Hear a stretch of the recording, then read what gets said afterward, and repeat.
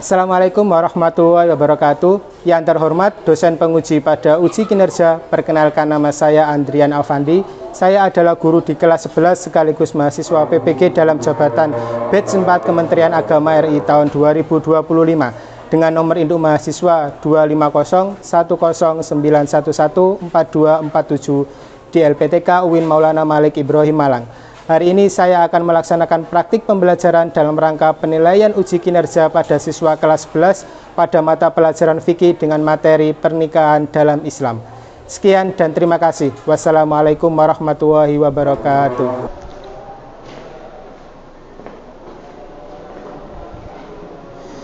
Assalamualaikum warahmatullahi wabarakatuh.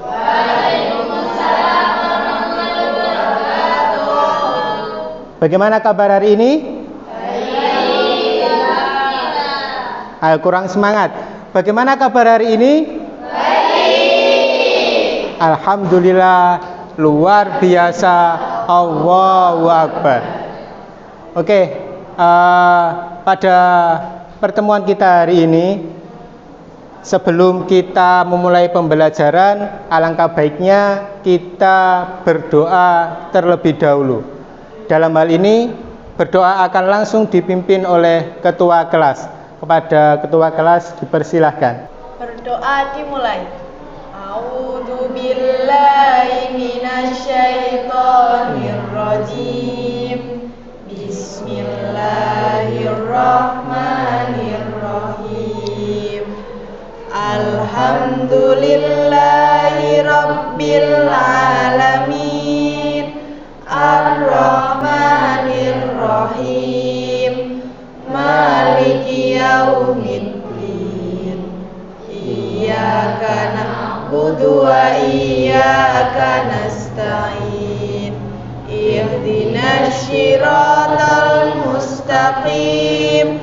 Shiratal ladzina an'amta 'alaihim ghairil maghdubi 'alaihim waladdallin. Amin. Raditu billahi rabban wa bil islami dinan wa bi Muhammadin nabiyyan wa rasulah. Rabbi zidni ilma warzuqni fahma. Terima kasih kami sampaikan. Mudah-mudahan dengan pembacaan doa itu bisa memberikan keberkahan dalam proses pembelajaran kita yang akan kita lakukan hari ini. Selanjutnya adalah untuk menumbuhkan rasa cinta kita kepada tanah air, rasa cinta kita kepada bangsa dan negara. Marilah kita sejenak menyanyikan lagu kebangsaan Indonesia Raya.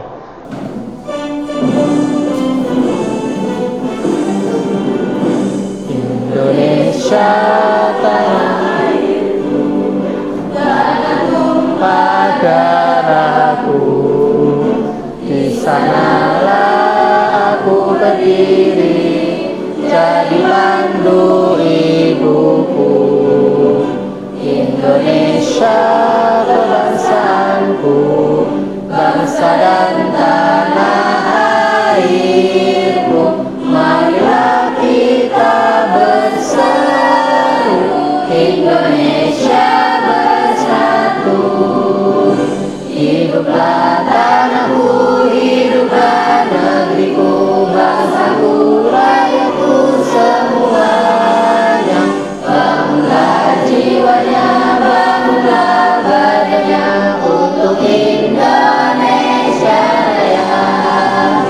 Indonesia yang merdeka, merdeka, tanahku, negeriku yang ku cinta. Indonesia Raya, merdeka, merdeka, hiduplah Indonesia Raya. Indonesia Raya, merdeka, merdeka, tanahku, negeriku yang ku cinta. Indonesia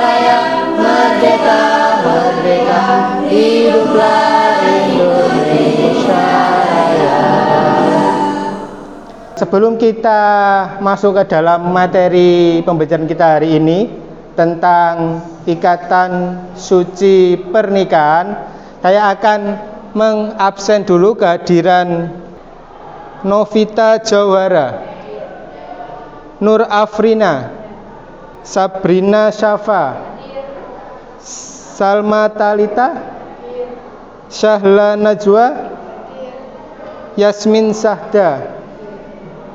Oke, alhamdulillah. Mudah-mudahan teman kita yang sakit hari ini segera disembuhkan atas pertolongan Allah Subhanahu wa taala. Kita akan sama-sama mempelajari tentang landasan hukum pernikahan, kemudian syarat sah rukun pernikahan, kemudian manfaat dari pernikahan itu sendiri, serta refleksi bagaimana kita membangun keluarga yang ideal. Yang pertama, kita akan terlebih dahulu mempelajari tentang pernikahan. Sebelum kita masuk ke materi, saya akan memberikan sebuah video ilustrasi. Tentunya sampean mungkin sudah banyak melihat atau mendengar tentang video yang akan saya sampaikan. Disimak baik-baik. Wa maulana Muhammadin wa ala alihi wa ashabi ajma'in, amma ba'd. Usikum wa iyaya bitaqwallah. Uzawijuka ala ma amarallahu bihi min imsakin bi ma'ruf atau tasrihin bi ihsan. Wahai saudara Oki Ramadhani bin Bapak Pairin, saya nikahkan dan saya kawinkan kepada Anda Ririn Novitasari binti Bapak Sukri. Wali ayahnya sudah wakil kepada saya dengan mas kawin uang Rp1.903.000 dibayar kontan. Saya terima nikah dan kawinnya Ririn Novitasari binti Bapak Sukri dengan mas kawin uang Rp1.903.000 dibayar tunai. A'udzu billahi minasyaitonir rajim. Bismillahirrahmanirrahim. Allahumma shalli ala sayyidina Muhammad. Oke, kira-kira dari video yang saya sampaikan tadi, apa yang dapat sampean ambil? Yang pertama, tentang ikatan. Kemudian yang kedua, ijab kabul. Kemudian yang selanjutnya, mahar. Kemudian ada wali. Itu semua adalah rangkaian dari yang namanya pernikahan. Karena pernikahan sendiri itu adalah ikatan suci. Ikatan suci antara dua orang yang ingin hidup bersama untuk mencapai tujuan, yaitu sakinah, mawaddah, warohmah. Itu adalah pernikahan. Selanjutnya, landasan hukumnya apa? Biasanya ketika kita dalam acara pernikahan itu pasti dilafalkan ayat-ayat tentang pernikahan, yaitu surat Ar-Rum ayat 21. Wa min ayatihi an khalaqalakum min anfusikum azwajal litaskunu ilaiha wa ja'ala bainakum mawaddatau warahmah. Sebagai tujuan dari pernikahan itu adalah mawaddatau warahmah. Dalam hadis dijelaskan, idza tazawaza abdal faqad kamula nasfaddin, bahwa pernikahan itu adalah separuh dari agama. Jadi ketika seseorang itu sudah menikah, maka lengkaplah, istilahnya dia sudah melaksanakan separuh dari agama itu. Itu adalah landasan hukum hadis. Selanjutnya, hukum pernikahan. Hukum pernikahan itu ada banyak. Yang pertama adalah wajib. Artinya bagi yang mampu secara fisik, secara mental, dan secara finansial. Karena yang kita ketahui bahwa yang namanya pernikahan itu adalah misakon gorido, ikatan yang kuat. dasarnya harus punya fisik yang kuat, mental yang kuat, ekonomi atau finansial yang sangat kuat. Untuk apa? Agar nanti ke depannya wajib itu tadi adalah sudah mampu secara semuanya. Kalau yang sunnah ini ditakutkan ketika tidak menikah, ketika tidak melangsungkan pernikahan secara cepat, takutnya maka akan terjadi istilah perzinahan. Karena banyak sekarang nafsu manusia itu sangat besar. Apalagi dengan zaman sekarang globalisasi, banyak faktor-faktor yang bisa mengeluarkan syahwat kita. Itu adalah sunnah. Kemudian mubah. Setelah lulus mau apa? Mau nikah. Sementara kita tidak punya kemampuan secara finansial, pola pikir kita masih belum matang, dan fisik kita sebenarnya belum bisa sampai ke sana. Kemudian haram menikah dengan menyakiti, hanya untuk tujuannya menyalurkan hasrat biologisnya saja, tanpa memperdulikan. Yang penting saya sudah nikah, yang penting kamu istri saya, tanpa memperdulikan soal ekonomi, soal finansial, dan lain sebagainya. Itu adalah hukum pernikahan. Selanjutnya adalah tentang rukun. Sebagaimana video yang saya tampilkan tadi, di sana ada calon suami, kemudian ada juga calon istri, ada walinya, ada saksinya, ada ijab qabul, mulai dari qabil tu nikah wa tajwiza bil mahril madkur. Kemudian mulai dari saya nikahkan dan saya kawinkan, itu semua adalah rangkaian dari yang namanya rukun pernikahan. Dari sini dulu, apakah ada yang ditanyakan? Mulai dari pengertian nikah, kemudian ada hukum pernikahan, kemudian ada rukun pernikahan. Apakah ada yang ditanyakan? Ya, silakan. Jadi kan sekarang itu kan apa ya Pak ya, banyaknya adanya pernikahan dini, sedangkan pernikahan dini itu kan menurut saya itu kurang mampu secara mental ya dan finansialnya. Itu apakah boleh? Maksudnya bagaimana hukumnya gitu? Ketika berbicara tentang pernikahan dini yang mungkin kita sama-sama tahu bahwa mereka mungkin hanya mengikuti tren atau hanya desakan. Saya sudah pacaran dengan sampean 5 tahun, kapan menikahi saya?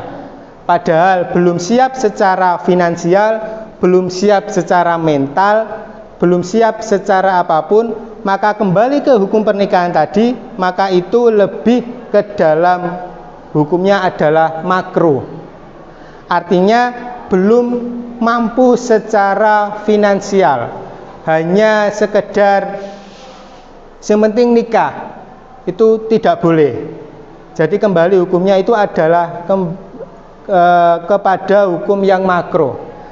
Sekarang saya kasih ilustrasi bagaimana menurut sampean tentang hukum poligami.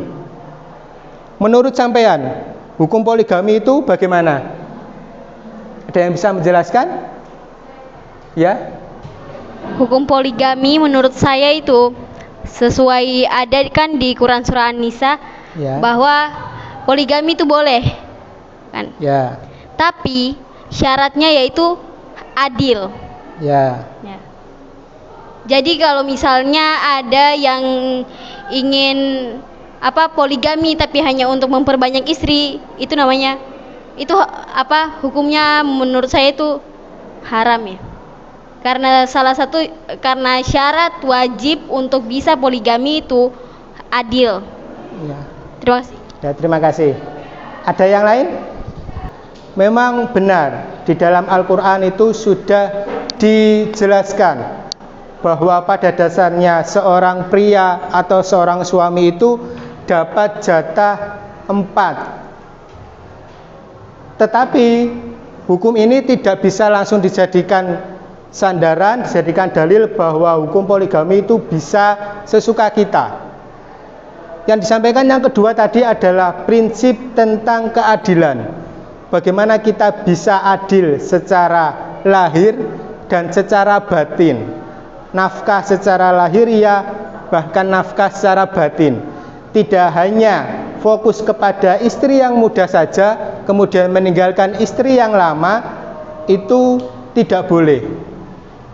Jadi hukum poligami itu prinsipnya adalah prinsip tentang keadilan. Kalau kita tidak bisa adil, maka lebih baik monogami. Kita setia dengan satu pasangan kita, sebagaimana tujuan pernikahan itu adalah sakinah mawaddah warohmah. Itu adalah hukum tentang poligami. Selanjutnya adalah fenomena pernikahan kontemporer. Nah, ini yang dijelaskan tadi bahwa pernikahan yang dilakukan sebelum usia minimal yang ditetapkan Undang-Undang 19 tahun laki-laki dan perempuan. Yang terpenting adalah kesiapan fisik dan mental. Namun pernikahan dini beresiko tinggi secara kesehatan, psikologis dan juga ekonomi. Banyak yang melakukan pernikahan usia dini tanpa mempertimbangkan 3 hal itu. Fisiknya, ekonominya, kemudian psikologisnya, tidak tahu tentang modal pernikahan itu apa saja, itu belum tahu. Yang kedua adalah tentang nikah siri. Banyak di antara kita mungkin ada tetangga kita, ada keluarga kita mungkin yang melakukan pernikahan siri. Artinya sah secara syariat, memenuhi hukum, memenuhi syarat, tetapi tidak tercatat resmi di dalam KUA. Nikah siri berpotensi merugikan istri dan anak karena tidak ada catatan, juga tidak ada label dari agama atau dari negara. Sehingga sewaktu-waktu ketika suami itu melakukan nikah siri kemudian sudah bosan, yois ditinggal karena tidak ada catatan secara agama juga secara negara, tidak ada buku nikahnya. Ibaratnya ketika kita menjadi penduduk Indonesia itu tidak ada KTP-nya. Kamu penduduk mana? Itu adalah nikah siri. Menikah, maka engkau harus masuk ke dalam agama tersebut. Agama Islam, agama Kristen. Mau menikah, maka harus berpindah salah satunya. Mau masuk Islam atau masuk ke dalam agama Kristen. Itu adalah fenomena pernikahan kontemporer. Selanjutnya tujuan pernikahan adalah rumah tangga yang tenang, damai dan penuh kasih sayang. Oleh karena itu kita mungkin bisa menerawang lah istilahnya. Nikah itu enak ya, bisa senang-senang, bisa kemana-mana, ada calonnya ya monggo. Tetapi ketika kita hanya siap secara fisik tetapi mental dan finansial kita belum mumpuni, belum ada di dalamnya, maka lebih baik kita tahan hawa nafsu kita dulu. Yang terakhir adalah tentang hikmah pernikahan, di mana pernikahan itu adalah melaksanakan perintah Allah dan sunnah Rasul, ibadah. Dijelaskan di awal bahwa pernikahan itu adalah setengah dari agama. Yang kedua, menjaga kesucian dan kehormatan dari perbuatan zina, menyalurkan kebutuhan biologis secara halal dan penuh berkah. Selanjutnya adalah membentuk keluarga sakinah, mawaddah, warohmah. Yang selanjutnya melanjutkan keturunan dan menjaga eksistensi umat manusia, memperbanyak umat Nabi Muhammad, melatih tanggung jawab dalam memimpin serta mendapatkan pahala dan ridho Allah Subhanahu wa taala. Dari sini ada yang ditanyakan. Saya akan membentuk kelompok, diskusi kelompok tentang pembelajaran kita hari ini. Kelompok yang pertama adalah tentang pengertian pernikahan. Kelompok yang kedua adalah tentang rukun pernikahan. Kelompok yang ketiga tentang hukum pernikahan, dan kelompok yang keempat adalah tentang syarat dan hikmah pernikahan. Karena kita sudah bentuk kelompok yang kemarin, jadi ini kelompok 1, ini kelompok 2, kelompok 3, dan kelompok 4. Ini saya akan membagi LKPD-nya.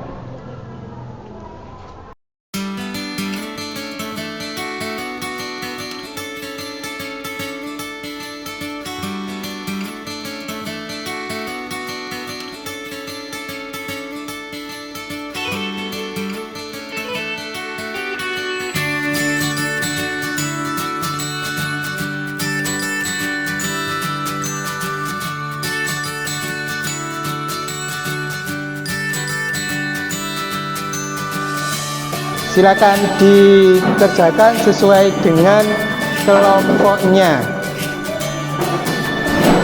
Kalau nanti ada yang ditanyakan bisa bertanya.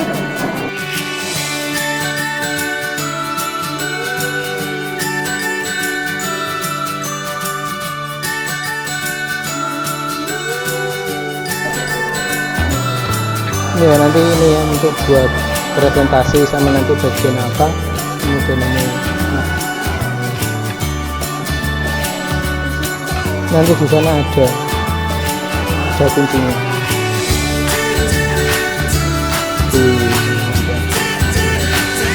Tinggal menyalin saja.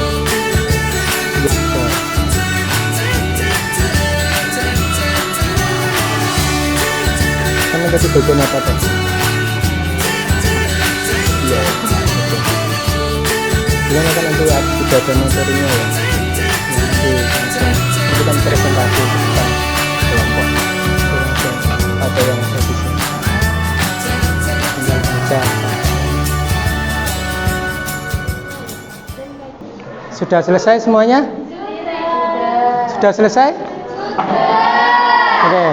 Kalau sudah selesai, silakan dipresentasikan ke depan. Itu apa itu? Assalamualaikum warahmatullahi wabarakatuh. Waalaikumsalam warahmatullahi wabarakatuh. Di sini kami dari kelompok 1 akan mempresentasikan dan menjelaskan kepada kalian semua tentang pengertian pernikahan. Jadi teman-teman, pernikahan itu dalam bahasa disebut nikah atau zawaj. Secara bahasa, nikah itu berarti berkumpul atau bersatu. Jadi arti dari zawaj tadi itu menurut bahasa artinya berkumpul atau bersatu. Namun cara istilah syariat, pernikahan adalah ikatan yang kuat antara laki-laki dan perempuan untuk hidup bersama sebagai suami istri, dengan tujuan membentuk keluarga yang sakinah, mawaddah, dan warahmah, yang mana penuh ketenangan cinta dan kasih sayang sesuai ketentuan dari Allah Subhanahu wa taala. Begitu teman-teman. Ada yang ditanyakan? Tidak. Kalau tidak ada, mungkin bisa ya ditutup. Oke teman-teman, terima kasih ya. Kita tutup dari kelompok 1, nun wal qalami wa ma yasturun. Assalamualaikum. Ayo silakan dimulai. Assalamualaikum warahmatullahi wabarakatuh. Waalaikumsalam. Kita dari kelompok 2 akan mempresentasikan mengenai hukum pernikahan. Di mana hukum pernikahan itu dibagi menjadi 5, yaitu wajib, sunnah, mubah, makruh, dan haram. Wajib bagi yang mampu secara fisik, mental, dan finansial, serta khawatir terjerumus dalam zina. Ada juga yaitu sunnah, yaitu bagi orang yang mampu dan ingin melaksanakan sunnah Rasulullah. Mubah atau boleh bagi yang tidak ada dorongan kuat dan tidak khawatir berbuat zina. Ada juga makruh bagi orang yang belum mampu secara finansial. Mungkin itu saja. Ada yang ditanyakan? Silakan. Saya pernah dengar bahwasanya suami yang ingin poligami itu tidak wajib untuk meminta izin kepada istri pertama.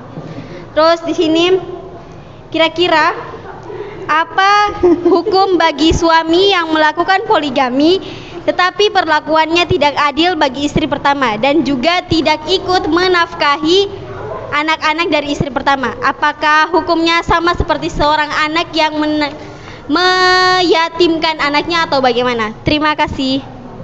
Izin menjawab. Tadi kan bertanya tentang poligami dan suaminya itu tidak meminta izin pada istri yang pertama. Nah, menurut saya sendiri itu hukumnya itu tidak boleh. Karena apa? Kalau kita mau poligami kita harus adil sesama istri gitu ya. Dan juga jika kita ingin berpoligami, lebih baiknya kita agak tua. Talita mau menyanggah? Ya, silakan. Oke, terima kasih. Ya, Aku mau menanggapi pertanyaan dari Mbak Sani. Jadi gini ya, menurut saya kalau yang saya tahu juga bahwa pernikahan poligami itu harus meminta izin kepada pihak yang pertama, maksudnya istrinya yang pertama. Sehingga apa? Sehingga entah itu diizinkan atau enggak berpoligami itu tergantung istrinya gitu loh. Terus nanti kalau yang pertanyaan kedua apakah itu termasuk menjadi hukum pernikahan mereka adalah makruh karena apa? Bagi yang belum mampu secara finansial, bukannya belum mampu tapi mereka kayak sudah tidak menafkahi lagi sehingga pernikahannya itu mungkin bisa menjadi makruh gitu. Terus tidak juga menyamakan dengan hukum ayah untuk menyatimkan anaknya gitu. Terima kasih.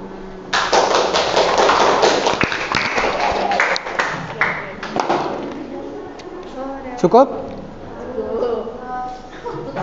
Sekian dari kelompok 2. Kurang lebihnya mohon maaf. Wassalamualaikum. Assalamualaikum warahmatullahi wabarakatuh. Waalaikumsalam warahmatullahi wabarakatuh. Kami kelompok 3 akan mempresentasikan tentang syarat pernikahan. Ada 4 syarat dalam pernikahan. Syarat yang pertama adalah calon suami dan istri. Beragama Islam, tidak ada hubungan mahram, tidak dalam kondisi ihram haji atau umroh, tidak terpaksa. Syarat kedua, wali, laki-laki muslim, baligh, berakal, adil, tidak sedang ihram. Syarat ketiga, saksi, minimal 2. Syarat yang keempat yaitu ijab kabul, menikahkan atau zawajtu, langsung bersambung tanpa jeda lama diucapkan. Ada yang ditanyakan? Pada poin keempat yaitu syarat ijab kabul, ada yang ada kalimat yaitu langsung bersambung tanpa lama jeda lama. Nah, bagaimana jika seorang calon suami berijab kabul tapi ia grogi nih, terus gagap mau bicara apa dia lupa. Nah, itu ada jeda lama banget, agak lama lah, nggak lama banget. Nah, itu gimana hukumnya? Menurut kita untuk pertanyaan tadi, pasti kan sebelum menikah, sebelum melaksanakan ijab kabul kan sudah latihan dulu ya. Namanya juga menikah, pasti kan pengennya cuma sekali seumur hidup gitu. Assalamualaikum warahmatullahi wabarakatuh. Assalamualaikum warahmatullahi wabarakatuh. Waalaikumsalam. Kami dari kelompok 3 mau mempresentasikan mengenai hikmah pernikahan. Kelompok 4 ya. Untuk hikmah pernikahan yang pertama ada melaksanakan perintah Allah dan sunnah Rasulullah. Kemudian yang kedua menjaga kesucian dan kehormatan dari perbuatan zina. Kemudian Selanjutnya yang kelima, melanjutkan keturunan dan menjaga eksistensi umat manusia. Yang keenam, sekian dari kami. Wassalamualaikum warahmatullahi wabarakatuh. Waalaikumsalam. Sekarang kita aplaus untuk kita semua. Oke. Pelajaran apa yang kita dapatkan hari ini? Pernikahan, kemudian syarat pernikahan, kemudian hukum pernikahan, ada hikmah pernikahan. Artinya bahwa pernikahan itu bukan hanya sekedar saya terima nikahnya, qabiltu nikahaha, tapi bagaimana tentang kesiapan kita, kesiapan mental kita, dan kesiapan diri kita.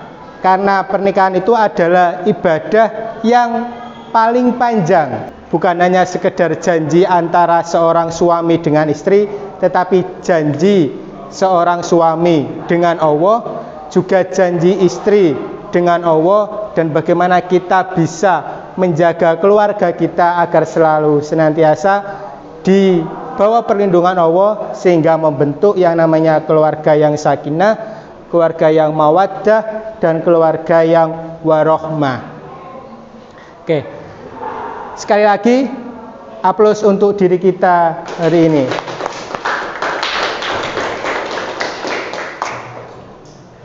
Selanjutnya adalah mari kita tutup pembelajaran kita hari ini dengan doa kafaratul majelis.